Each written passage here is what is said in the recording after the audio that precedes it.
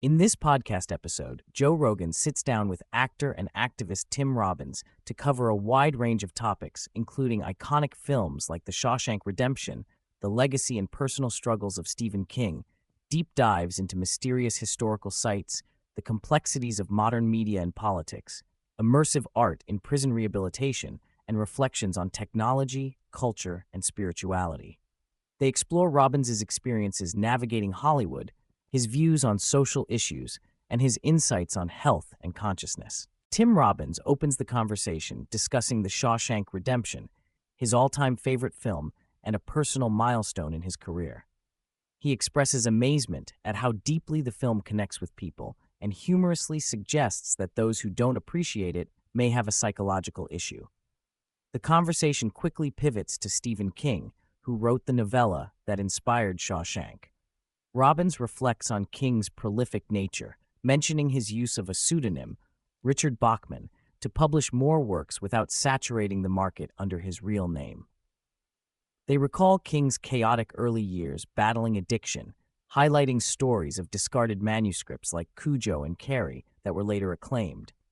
Despite King's complex persona and initial disdain for some film adaptations, such as The Shining, where he felt the progression of madness was rushed, Robbins admires the humanity and darkness King captures in his stories, including themes of demonic possession and liberation, as exemplified by the metaphorical role of the library in Shawshank.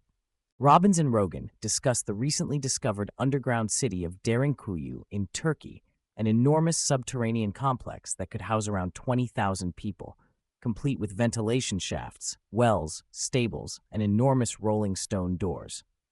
The origins and exact age are unknown, sparking speculation about hostile environmental conditions or invasions that necessitated such shelter. The discovery, accidentally uncovered in 1963, reflects humanity's resilience and adaptive strategies in the face of cataclysms.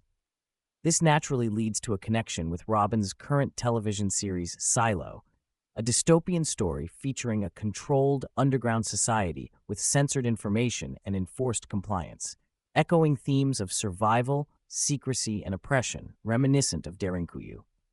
Robbins notes the eerie synchronicity of watching the show during the pandemic lockdown, as its narrative of control, censorship, and compliance paralleled contemporary global events despite being written years earlier.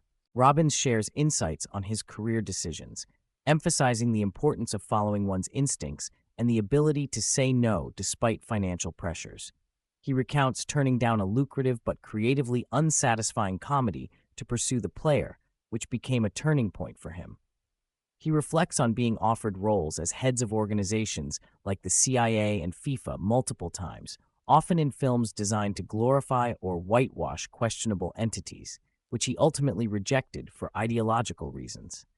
This contributed to his skepticism about oligarchic influence in media. The conversation touches on how his principled stands led to limited opportunities, but underscore the importance of maintaining artistic and moral integrity. Robbins contrasts his bitter experiences with Hollywood's commercial nature and its tendency to promote formulaic, safe content over risk-taking and meaningful storytelling. Robbins describes being one of the few public figures who openly opposed the Iraq War, facing backlash, canceled appearances, and accusations ranging from conspiracy theorist to traitor. He discusses how hostile the media was to dissenting voices and how people controlling narratives often protect their positions regardless of truth or evidence.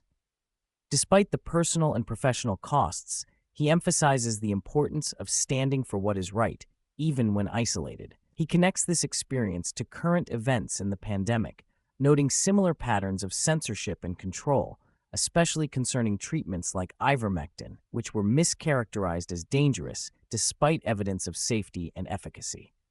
Robbins critiques orchestrated propaganda, misinformation, and division that serve to fracture society and suppress critical discourse. Robbins highlights the unprecedented role independent journalists and platforms have played in exposing collusions between governments, intelligence agencies, and mainstream media. He stresses how false narratives, such as weapons of mass destruction in Iraq or misrepresentations about COVID treatments, go unpunished while the same discredited voices remain influential. Despite the turmoil, Robbins expresses hope in the essential value of free speech and the power of dialogue in breaking down division. He contrasts genuine public support he received despite media hostility with the manufactured outrage designed to intimidate dissenters. The discussion addresses the dangers of cancel culture, particularly how powerful entities use it to silence uncomfortable truths and enforce conformity. Moving into Robbins' activism, he shares his involvement with an innovative theater program in California prisons that uses improvisation and emotional expression to foster empathy, break down gang rivalries, and promote rehabilitation. Robbins explains how inmates use improv to experiment with new emotional responses, such as responding to anger with compassion instead of retaliation. The program encourages vulnerability and builds human connections across racial and gang lines, providing inmates tools to reshape their identities beyond their crimes. He contrasts this hands-on artistic engagement with traditional fundraising activism, finding the direct impact more satisfying and meaningful.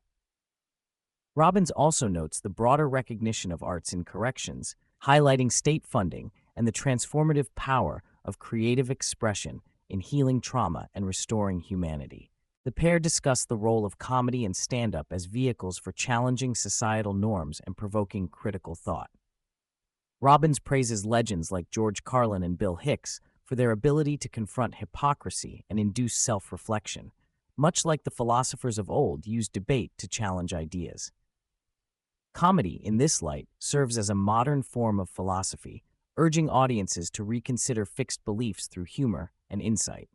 Robbins reflects on the shifting nature of media consumption, lamenting the disappearance of personal recommendation systems such as video stores, record shops, and face-to-face film critique, exemplified by reviewers like Siskel and Ebert. He critiques the overwhelming flood of streaming content and social media distractions that fragment attention and diminish communal cultural experiences.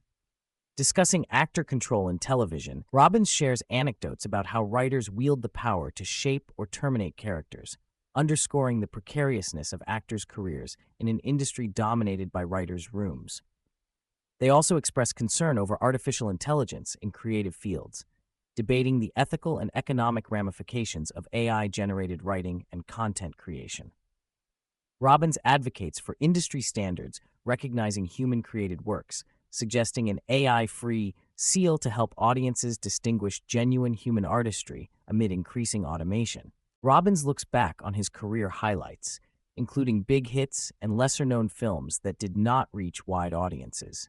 He explains the complexities of film distribution, the high financial stakes discouraging creative risks, and the dominance of franchise movies like Marvel blockbusters. He reminisces about early Hollywood transitions from theatrical acting styles to more naturalistic performances pioneered by stars like Marlon Brando and Montgomery Clift. The conversation touches on the magic of old silent films, German expressionism, and classic movies like Nosferatu and M, emphasizing the unique artistic language and emotional resonance of the era's cinema. Robbins expresses nostalgia for tactile media such as vinyl records, cassette tapes, and even 78s, highlighting the human connection and imperfections that make them special compared to digital formats. He shares personal stories about music archiving in his family and the sensory experience of analog media. The discussion turns introspective, with Robbins detailing his health rituals, including periodic fasting cleanses lasting up to 14 days with specific beverages to achieve mental clarity, detoxification, and physical renewal. He explains the physiological and psychological benefits of such detoxes, ketogenic diets, and fermented foods, emphasizing the importance of longevity and genuine wellness over fleeting pleasures. Robbins credits his mother for early exposure to natural food philosophies and alternative healing approaches, recounting her skepticism towards conventional medicine following family experiences with malpractice. This nurtured his lifelong respect for questioning authority and exploring holistic health. Robbins opens up about profound spiritual experiences, particularly a significant ayahuasca journey where he felt a deep connection with his departed mother.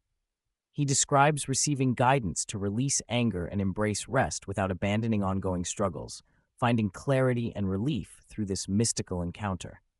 He shares moving stories of family encounters with death and near loss, highlighting the mysterious and compassionate ways loved ones appear in dreams or moments of crisis, reinforcing his belief in realms beyond material existence and the interconnectedness of life, death, and consciousness.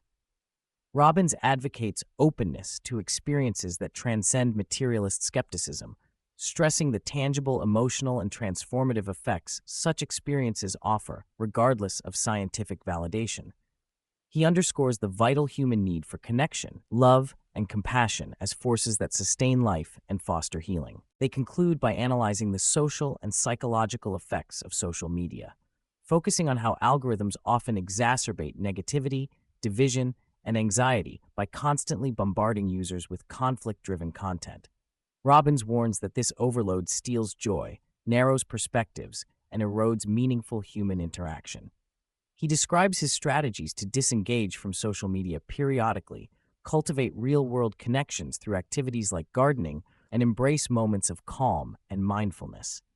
Robbins emphasizes the importance of humility, forgiveness, and gratitude as antidotes to the modern cultural climate dominated by fear, tribalism, and outrage, encouraging listeners to reclaim agency over their attention and emotional well-being.